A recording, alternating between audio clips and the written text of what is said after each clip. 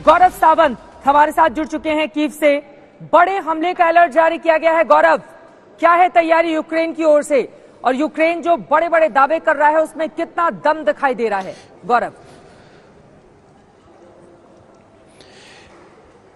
चित्रा, इस समय एक बहुत बड़े हमले की तैयारी हो रही है। कहा यह जा रहा है कि रूस की सेना की तरफ से न केवल उनके स्पेचनाज कमांडो बल्कि उनके स्पेचनाज कमांडोज के साथ साथ चेचन जो लड़ाके हैं, जो चेचनिया में बहुत जबरदस्त लड़ाके लड़ चुके हैं, वो और जो वैगनर टीम्स है वो यहां पर दाखिल हो रही हैं और ये राजधानी कीव के अंदर दाखिल हो चुकी है। यानी अंदेशा यह है कि जब कीव की सेना, जब यूक्रेन की सेना बाहर से आ रहे रूस के लड़ाकों का सामना कर रही होगी, रूस की सेना का सामना कर रही होगी, तो पीछे से ये जो स्पेशल टीम्स यहां पर कीव के अंदर दाखिल हो चुकी है, ये पीछे से उन पर हमला करेंगी और इससे दो तरफ से घिर जाएगी यहां की सेना।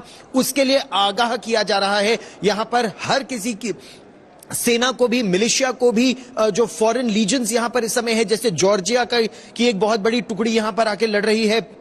कहा यह जा रहा है कि फ्रांस, इंग्लैंड और अमेरिका के जो रिटायर्ड वेटरन्स हैं, जो अफगानिस्तान और इराक युद्ध के वेटरन्स हैं, वो अपनी प्राइवेट कैपेसिटी में, निजी कैपेसिटी में वो भी यहां पर आ गए हैं।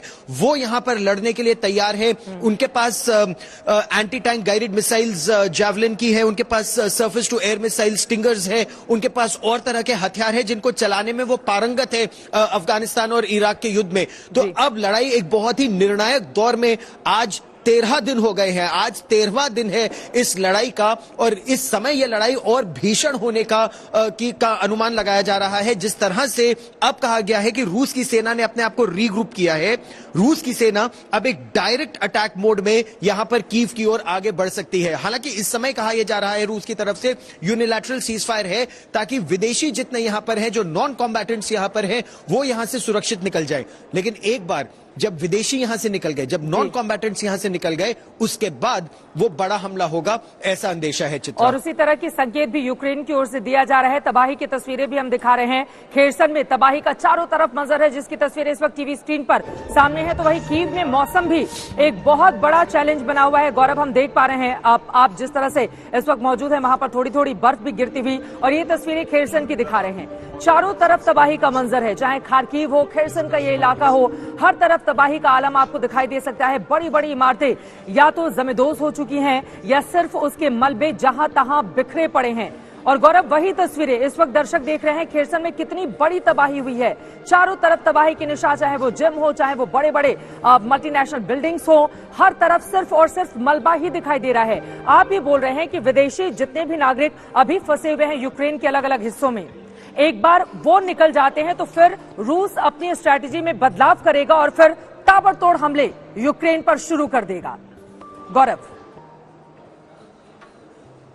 यही रूस की रणनीति है। ये खेरसन एक बहुत महत्वपूर्ण शहर है। यहां पर रूस ने एक तरह से अपना वर्चस्व स्थापित कर लिया था, लेकिन एक काउंटर अटैक किया कीव की सेना ने या यूक्रेन की सेना ने, और जो ये काउंटर अटैक हुआ यूक्रेन की सेना की तरफ से, उसमें रूस की कुछ सेना को पीछे हटना पड़ा। तो ये जो जॉस्लिंग हो रही है, जॉकिंग फॉर सुपीरियर पोजीशन जो है, वो इस समय जबरदस्त तरीके से यहां चल रहा है। खारकीव हो, खेरसन हो, यहां के राष्ट्रपति ज़ेलेंस्की ने कहा कि ओडेसा पे एक बहुत बड़ा हमला, एम्फिबियस अटैक, यानी समुद्र के रास्ते से एक बहुत बड़ा हमला होने वाला है। तो आने वाले चंद दिनों में आप देखेंगे कि रूस एक बहुत decisive attack, multi pronged attack करेगा, कि दक्षिण से भी वो हमला हो रहा होगा, पूर्व से भी वो हमला हो रहा होगा, उत्तर से भी हमला हो रहा होगा। इस तरह की तैयारी इस समय है। और जैसा आपने कहा, यह मौसम की मार, इस समय 0 से 4 डिग्री नीचे तापमान। उम्मीद ये है, आशंका यह है कि आने वाले 2 दिनों में बर्फबारी भी बहुत तेज होगी, बारिश भी हो सकती है, और तापमान 0 से 7 डिग्री नीचे भी गिर सकता है। जब ऐसा होगा तो यह सोचिए कि वो जो हजारों लड़ाके, खासतौर पर मिलिशिया, सेना के पास तो उनके गर्म कपड़े भी हैं और साजो सामान भी है, लेकिन मिलिशिया अलग अलग चेक पॉइंट्स पर, सड़कों पर है रूस की सेना को रोकने के लिए। वो मिलिशिया किस तरह से उस समय उस युद्ध को झेलेगी, खासतौर पर तब जब ऊर्जा पर रूस अपना नियंत्रण करने का पुरजोर प्रयास कर रहा है। एक रणनीति के तहत उन्होंने ज़ेपोरिज़िया पर, जो परमाणु ऊर्जा का केंद्र है, उस पर अपना वर्चस्व स्थापित किया। उसके बाद अभी कानीव में वो दूसरी तरफ एक और परमाणु ऊर्जा का केंद्र है, वहां उनकी सेना बढ़ रही है। चेर्नोबिल पर पहले ही उनका कब्जा है। 50% इस देश को जो ऊर्जा मिलती है वो परमाणु ऊर्जा से मिलती है।